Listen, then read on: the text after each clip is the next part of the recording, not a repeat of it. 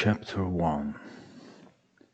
v.1 opened the door with a latchkey and went in, followed by a young fellow who awkwardly removed his cap. He wore rough clothes that smacked of the sea, and he was manifestly out of place in the spacious hall in which he found himself. He did not know what to do with his cap, and was stuffing it into his coat pocket when the other took it from him.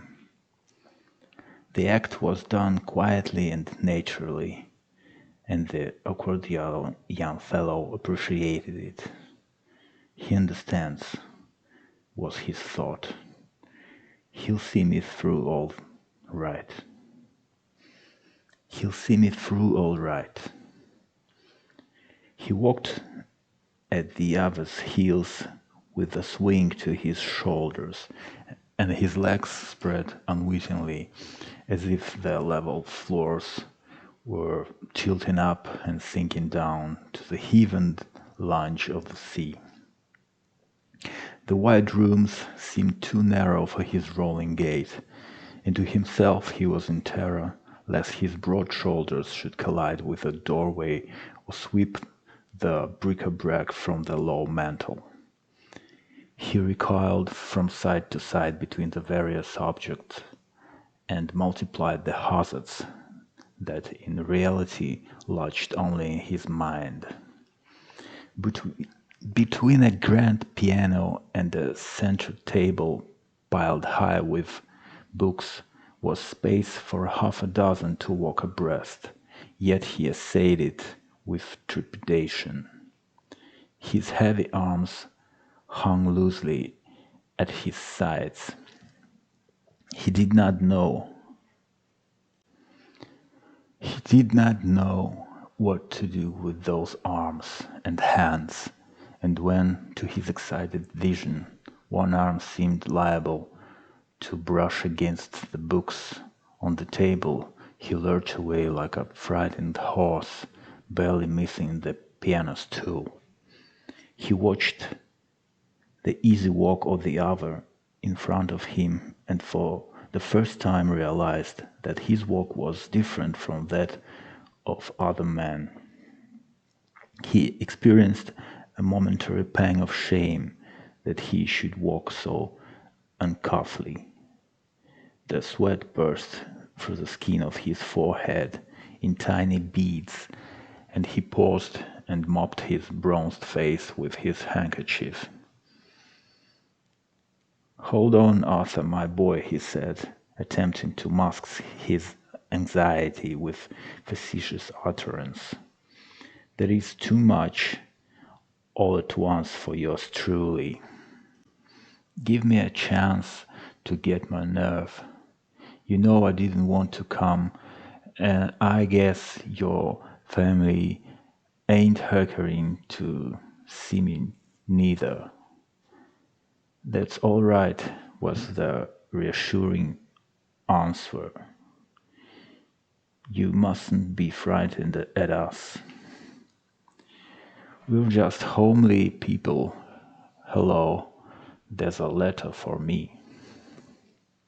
He stepped back to the table, tore open the envelope, and began to read, giving the stranger an opportunity to recover himself. And the stranger understood and appreciated. His was the gift of sympathy, understanding, and beneath his alarmed exterior that sympathetic process went on. He mopped his forehead dry and glanced about him with a controlled face, though in the eyes there was an expression such as wild animals betray when they fear a trap. He was surrounded by the unknown, apprehensive of what might happen, ignorant of what he should do, aware that he walked and bore himself awkwardly, fearful that every attribute and power of him was similarly afflicted. He was keenly sensitive hopelessly self-conscious, and the amused glance that the other stole privily at him over the top of the letter burned into him like a dagger thrust. He saw the glance, but he gave no sign, for among the things he had learned was discipline. Also that dagger thrust first. Also that dagger thrust went to his pride. He cursed himself for having come, and at the same time resolved that, happen what would, having come, he would carry it through. The lines of his face hardened, and into his eyes came a fighting light. He looked about more unconcernedly.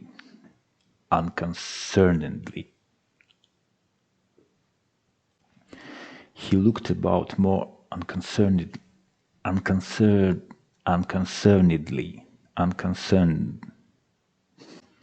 He looked about more unconcernedly, sharply observant, every detail of the pretty interior registering itself on his brain. His eyes were wide apart, nothing in their field of vision escaped, and as they drank in the beauty before them, the fight light died out. And a warm glow took its place. He was responsive to beauty, and here was cause to respond. An oil painting caught and held him. A heavy surf thundered and burst over an outjutting rock, lowering storm clouds covering the sky, and outside the line of surf, a pilot schooner close-hauled, heeled over till every detail of her deck was visible, was surging along against a stormy sunset sky. There was beauty, and it drew him irresistibly. He forgot his awkward walk and came closer to the painting, very close. The beauty faded out of the canvas. His face expressed his bepuzzlement. He stared at what seemed a careless daub of paint, then stepped away. Immediately, all the beauty flashed back into the canvas. A trick picture was his thought, as he dismissed it, though in the midst of the multitudinous impressions he was receiving, he found time to feel a prod of indignation that so much beauty should be sacrificed to make a trick. He did not know painting. He had been brought up on chromos and lithographs that were always definite and sharp, near or far. He had seen oil paintings, it was true, in the small windows of shops, but the glass of the windows had prevented his eager eyes from approaching too near. He glanced around at his friend reading the letter and saw the books on the table. Into his eyes leaped a wistfulness and a yearning as promptly as the yearning leaps into the eyes of a starving man at sight of food. An impulsive stride, with one lurch to right and left of the shoulders, brought him to the table, where he began affectionately handling the books. He glanced at the titles and the authors' names, read fragments of text, caressing the volumes with his eyes and hands, and once recognized the book he had read. For the rest, they were strange books and strange authors. He chanced upon a volume of Swinburne and began reading steadily, forgetful of where he was, his face glowing. Twice he closed the book on his forefinger to look at the name of the author, Swinburne. He would remember that name. That fellow had eyes, and he had certainly seen color and flesh and light. But who was Swinburne? Was he dead 100 years or so, like most of the poets? Or was he alive still and writing? He turned to the title page. Yes, he had written other books. Well, he would go to the library the first thing in the morning and try to get hold of some of Swinburne's stuff. He went back to the text and lost himself. He did not notice that a young woman had entered the room. The first he knew was when he heard author's voice saying, "Ruth, this is Mr. Eden." The book was closed on his forefinger, and before he turned, he was thrilling to the first impression, to the first new impression, which was not of the girl, but of her brother's words. Under that muscled body of his, he was a mass of quivering sensibilities. At the slightest impact of the outside world upon his consciousness, his thoughts, sympathies, and emotions leapt and played like lambent flame. He was extraordinarily receptive and responsive, while his imagination, pitched high, was ever at work establishing relations of likeness and difference.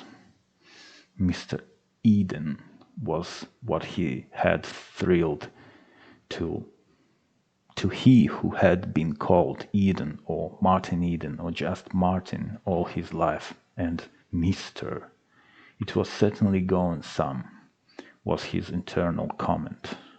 His mind seemed to turn on the instant into a vast camera obscura, and he saw arrayed around his consciousness endless pictures of his life, of stroke holes and forecastles, camps and beaches, jails and boozing cans, fever hospitals and slum streets, wherein the thread of association was the fashion in which he had been addressed in those various situations.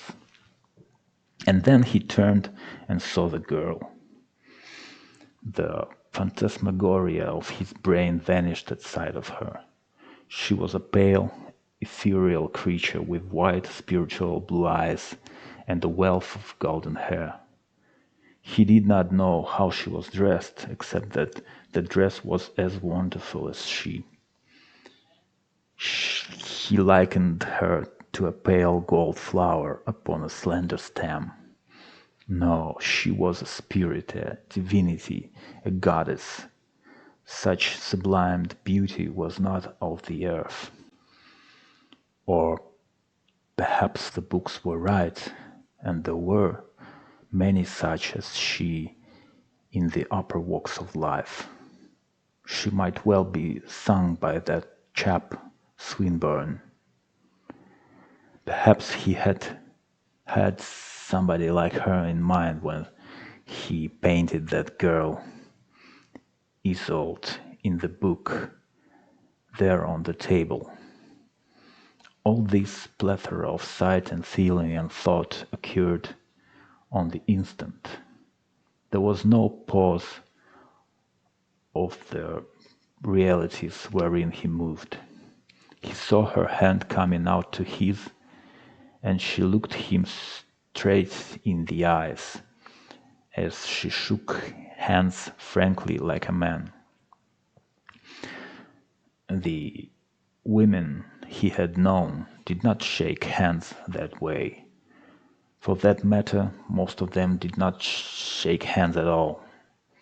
A flood of associations, visions of various ways he had made the acquaintance of women rushed into his mind and threatened to swamp it. But he shook them aside and looked at her. Never had he seen such a woman. The woman, the women he had known. Immediately beside her, on either hand, ranged the women he had known. For an eternal second he stood in the midst of a portrait gallery, wherein she occupied the central place, while about her were limned many women, all to be weighed and measured by a fleeting glance, herself the unit of weight and measure. He saw the weak and sickly faces of the girls of the factories and the simpering, boisterous girls from the south of Market. There were women of the cattle camps and swarthy, cigarette-smoking women of old Mexico. These, in turn, out were crowded out by Japanese women, doll-like, stepping mincingly on wooden clogs, by Eurasians, delicate-featured, stamped with degeneracy, by full-bodied South Sea Island women, flower-crowned and brown-skinned. All these were blotted out by a grotesque and terrible nightmare brewed frowsy, shuffling creatures from the pavements of Whitechapel, gin-bloated hags of the stews, and all the vast hells following of harpies, vile-mouthed and filthy, that under the guise of monstrous female form prey upon sailors, the scrapings of the ports, the scum and slime of the human pit. "Won't you sit down, Mr. Eden?" the girl was saying. "I have been looking forward to meeting you ever since Arthur told us. It was brave of you." He waved his hand deprecatingly and muttered that it was nothing at all what he had done, and that any fellow would have done it. She noticed that the hand he waved was covered with fresh abrasions in the process of healing, and the glance at the other loose hanging hand showed it to be in the same condition. Also, with quick critical eye she noted a scar on his cheek, another that peeped out from under the hair of the forehead, and the third that ran down and disappeared under the starched collar. She repressed a smile at sight of the red line that marked the chafe of the collar against the bronzed neck. He was evidently unused to stiff collars. Likewise, her feminine eye took in the clothes he wore, the cheap and unaesthetic cut, the wrinkling of the coat across the shoulders, and the series of wrinkles in the sleeves that advertised bulging biceps muscles. While he waved his hand and muttered that he had done nothing at all, he was obeying her behest by trying to get into a chair. He found time to admire the ease with which she sat down, then lurched toward a chair facing her, overwhelmed with consciousness of the awkward figure he was cutting. This was a new experience for him. All his life up to then, he had been unaware of being either graceful or awkward. Such thoughts of self had never entered his mind.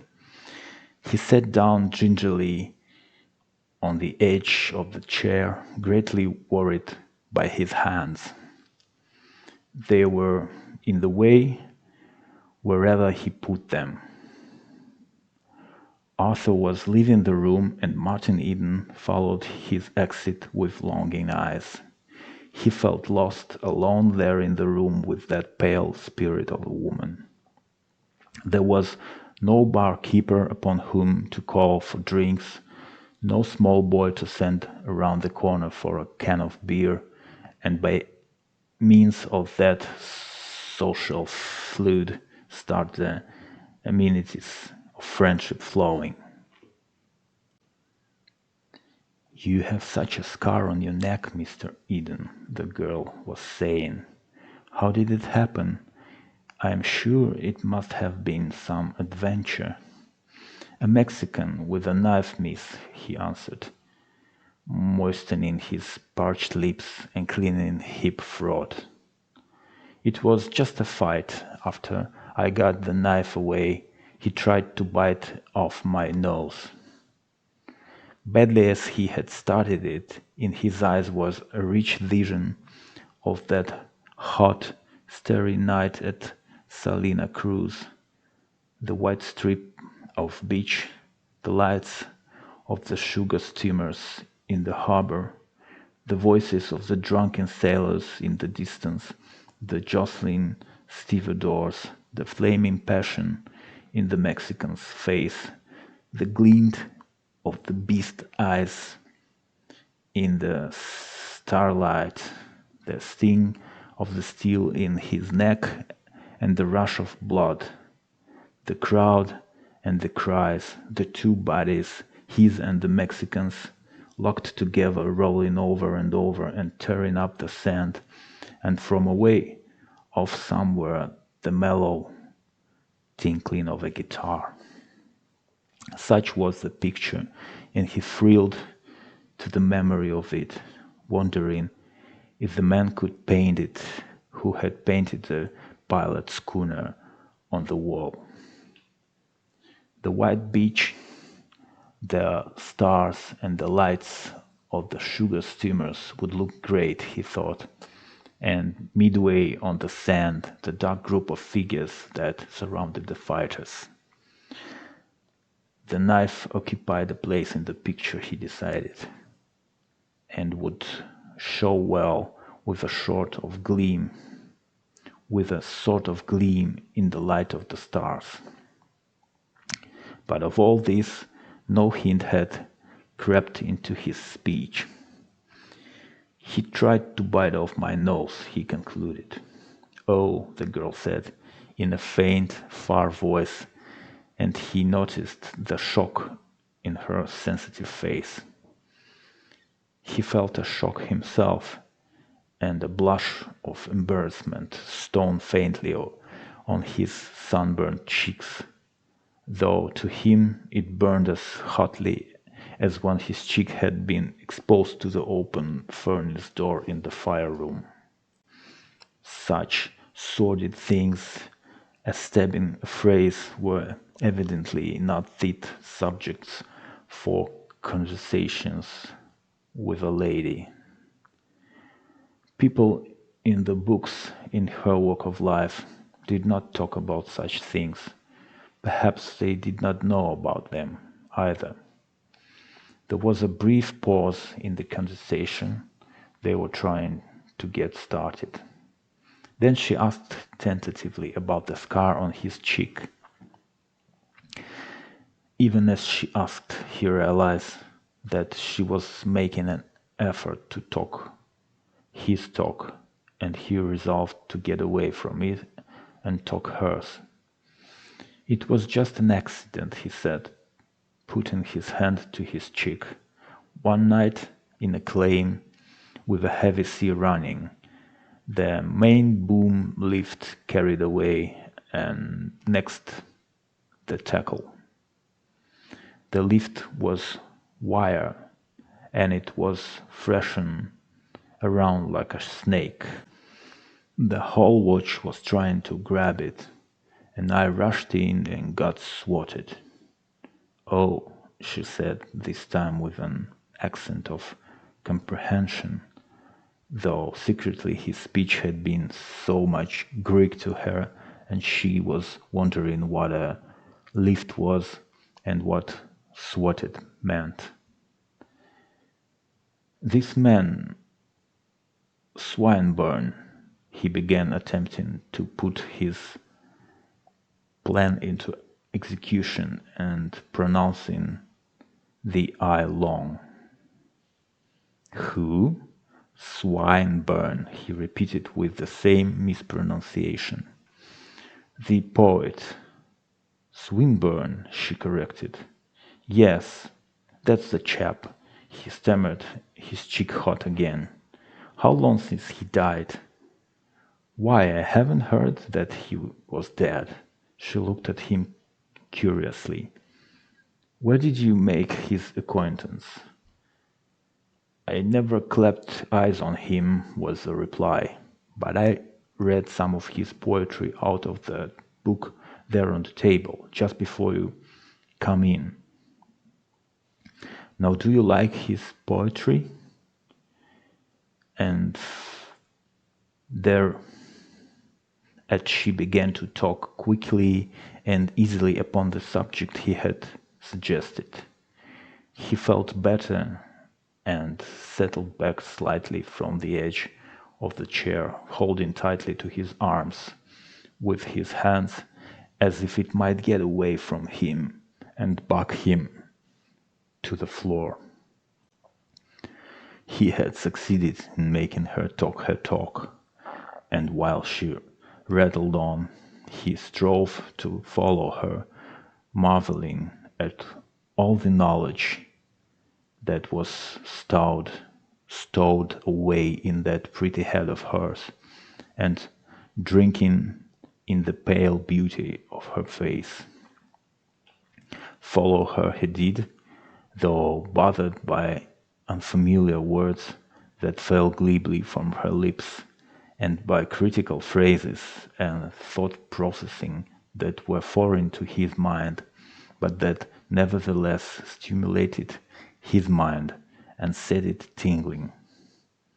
Here was intellectual life, he thought, and here was beauty, warm and wonderful as he had never dreamed it could be. He forgot himself and stared at her with hungry eyes. He was something to live for, to win to fight for, aye, and die for. The books were true. There were such women in the world. She was one of them. She lent wings to his imagination, and great luminous canvases spread themselves before him, whereon loomed vague, gigantic figures of love and romance, and of heroic deeds for woman's sake, for a pale woman, a flower of gold. And through the swaying, palpitant vision, as through a fairy mirage, he stared at the real woman sitting there and talking of literature and art. He listened as well, but he stared unconscious of the fixity of his gaze or of the fact that all that was essentially masculine in his nature was shining in his eyes. But she, who knew little of the world of men, being a woman, was keenly aware of his burning eyes. She had never had men look at her in such fashion, and it embarrassed her. She stumbled and halted in her utterance. The thread of argument slipped from her. He frightened her, and at the same time it was strangely pleasant to be so looked upon. Her trained warned Her training warned her of peril and of wrong, subtle, mysterious, luring, while her instincts rang clarion-voiced through her being, impelling her to hurdle caste and peace and gain to this traveler from another world, to this uncouth young fellow with lacerated hands and a line of raw red caused by the unaccustomed leaning at his throat, who, all too evidently, was soiled and tainted by ungracious existence. She was clean, and her cleanness revolted, but she was woman, and she was just beginning to learn the paradox of woman. As I was saying what I was saying, she broke off abruptly and laughed merrily at her predicament. You was saying that this man Swinburne failed being a great poet because, and that was as far as you got, miss, he prompted, while to himself he seemed suddenly hungry, and delicious little thrills crawled up and down his spine at the sound of her laughter. Like silver, he thought to himself, like tinkling silver bells, and on the instant, and for an instant, he was transported to a far land where under pink cherry blossoms he smoked a cigarette and listened to the bells of the peaked pagoda calling straw-sandaled devotees to worship. Yes, thank you, she said. Swinburne fails when all is said because he is, well, indelicate. There are many of his poems that should never be read. Every line of the really great poets is filled with beautiful truth and calls to all that is high and noble in the human. Not a line of the great poets can be spared without impoverishing the world by that much. I thought it was great, he said hesitatingly, the little I read.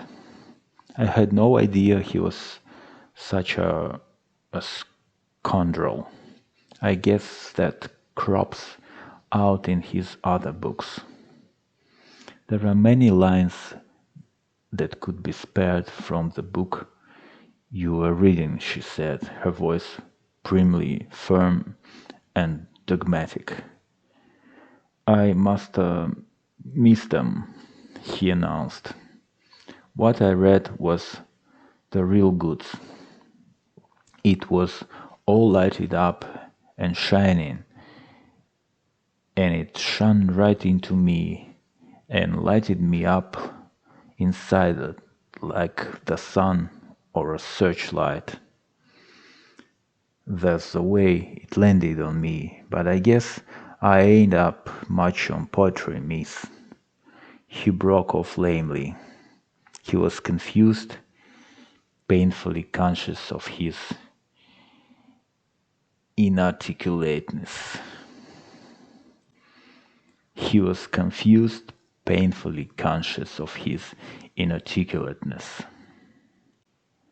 He had felt the bigness and glow of life in what he had read, but his speech was inadequate. He could not express what he felt, and to himself he likened himself to a sailor in a strange ship on a dark night, groping about in the unfamiliar running rigging. Well, he decided it was up to him to get acquainted in this new world.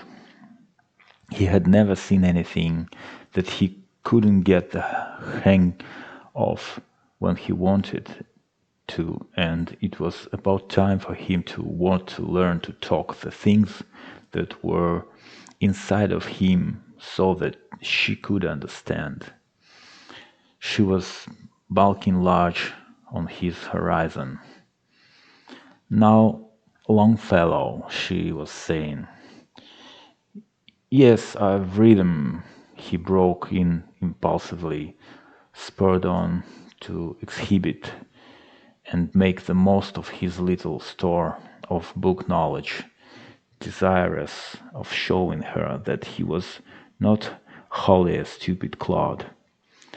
The psalm of life, Excelsior, and I guess that's all. She nodded her head and smiled, and he felt somehow that her smile was tolerant, pitifully tolerant. He was a fool to attempt to make a pretense that way. That Longfellow chap most likely had written countless books of poetry. Excuse me, miss, for butting in that way. I guess the real facts is that I don't know nothing much about such things. It ain't in my class, but I'm going to make it in my class. It sounded like a threat. His voice was determined, his eyes were flashing, the lines of his face had grown harsh, and to her it seemed that the angle of his jaw had changed. Its pitch had become pleasantly aggressive. At the same time, a wave of intense virility seemed to surge out from him and impinge upon her. I think you could make it in in your class, she finished with a laugh. You are very strong. Her gaze rested for a moment on the muscular neck, heavy corded, almost bull-like, bronzed by the sun, spilling over with rugged health and strength. And though he sat there, blushing and humble, again she felt drawn to him. She was surprised by a wanton thought that rushed into her mind. It seemed to her that if she could lay her two hands upon that neck, that all its strength and vigor would flow out to her. She was shocked by this thought. It seemed to reveal to her an undreamed depravity in her nature. Besides, strength to her was a gross and brutish thing. Her ideal of masculine beauty had always been slender gracefulness. Yet the thought still persisted. It bewildered her that she should desire to place her hands on that sunburned neck. In truth, she was far from robust, and the need of her body and mind was for strength. But she did not know it. She knew only that no man had ever affected her before as this one had, who shocked her from moment to moment with his awful grammar. Yes, I ain't no invalid, he said. When it comes down to hard pan, I can digest scrap iron. But just now I've got dyspepsia. Most of what you was saying I can't digest. Never trained that way, you see. I like books and poetry, and what time I've had, I've read 'em, but I've never thought about 'em the way you have. That's why I can't talk about 'em. I'm like a navigator adrift on a strange sea without chart or compass. Now I want to get my bearings. Maybe you can put me right. How did you learn all this you've been talking? By going to school, I fancy, and by studying, she answered. I went to school when I was a kid. He began to object. Yes, but I mean high school and lectures and the university. You've gone to the university? He demanded in frank amusement. He felt that she had become remoter from him by at least a million miles. I'm going there now. I'm taking special courses in English. He did not know what English meant, but he made a mental note of that item of ignorance and passed on. How long would I have to study before I could go to the university? He asked. She beamed encouragement upon his desire for knowledge and said, that depends upon how much studying you have already done. You have never attended high school? Of course not. But did you finish grammar school? I had 2 years to run when I left, he answered, but I was always honorably promoted at school. The next moment, angry with himself for boast, he had gripped the arms of the chair so savagely that every finger end was stinging. At the same moment, he became aware that a woman was entering the room. He saw the girl leave her chair and trip swiftly across the floor to the newcomer. They kissed each other, and with arms around each other's waists, they advanced toward him. That must be her mother, he thought. She was a tall, blonde woman, slender and stately and beautiful. Her gown was what he might expect in such a house. His eyes delighted in the graceful lines of it. She and her dressed together reminded him of women on the stage. Then he remembered seeing similar grand grand ladies and gowns. Then he remembered seeing similar grand ladies in gowns entering the London theatres, while he stood and watched the policeman, and the policeman shoved him back into the drizzle beyond the awning.